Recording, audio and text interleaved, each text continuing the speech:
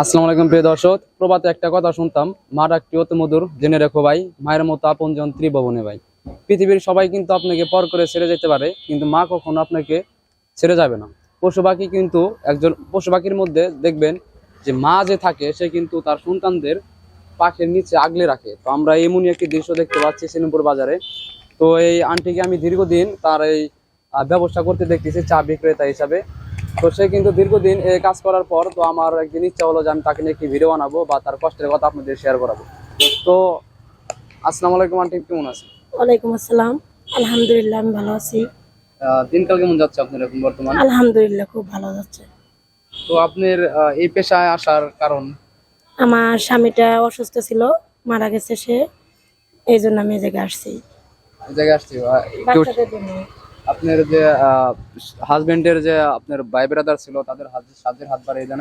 না, আমাকে কেউ হেল্প করে নাই। আমার শরীর বাড়ি অনেক বড়। আমার স্বামী, আমার হাজবেন্ডের ভাই আছে, ননাস আছেন, বোন আছে, কিন্তু কেউ আমাকে হেল্প করে নাই। সাহায্য করেন? না, সাহায্য করে নাই। সন্তান কয়জন? আমার 2 মেয়ে, এক ছেলে। ছেলের বয়স কত? 16 বছর। 16 বছর। আর মেজো মেয়ের বয়স হচ্ছে 12 বছর, আর ছোট মেয়ের বয়স হচ্ছে 10 বছর। তিনটাকে কি পড়াশোনা করাচ্ছেন? হ্যাঁ, 3টাকে পড়াশোনা করাচ্ছি। প্রিয় দর্শক, দেখতে পাচ্ছেন এটা হচ্ছে একটা হার্ট ব্রেকিং, যেটাকে বলা হয় যে হার্ট ব্রেকিং, হৃদয় ভাঙা কষ্ট আর কি।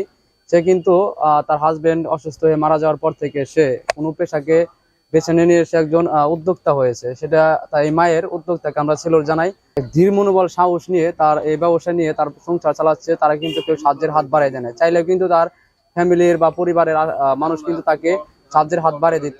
এজন্য বলা হয় যে মা ডাকটি অতি মধুর, জেনে রাখো ভাই, মায়ের মতো আপনজন ত্রিভুবন নাই। কথাটা আবার রিপিট করার কারণ হচ্ছে যে মায়ের মতো আপনজন কিন্তু পৃথিবীতে কেউ হয় না। তার প্রমাণ হচ্ছে আন্টি, সে কিন্তু চা বিক্রি করেই তার সন্তানদের পড়াশোনা খরচ চালাচ্ছে, পাশাপাশি সে কিন্তু তার যে একটা খরচ সেটা কিন্তু চালাচ্ছে। তো তাদের সবাই দোয়া করবেন, মায়ের মতন আসলে আপন কেউ হয় না। ভিডিওটা করতে যেয়ে কিন্তু আমার অনেকটা খারাপ লাগতেছে, যেটাকে বলা হয় হার্ট ব্রেকিং।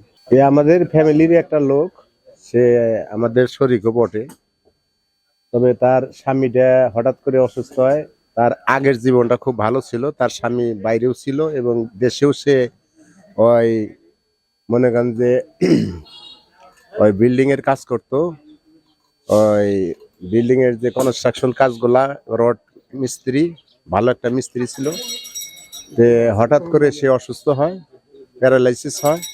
ইতিপূর্বে আমি যখন মেম্বার ছিলাম তখন উনার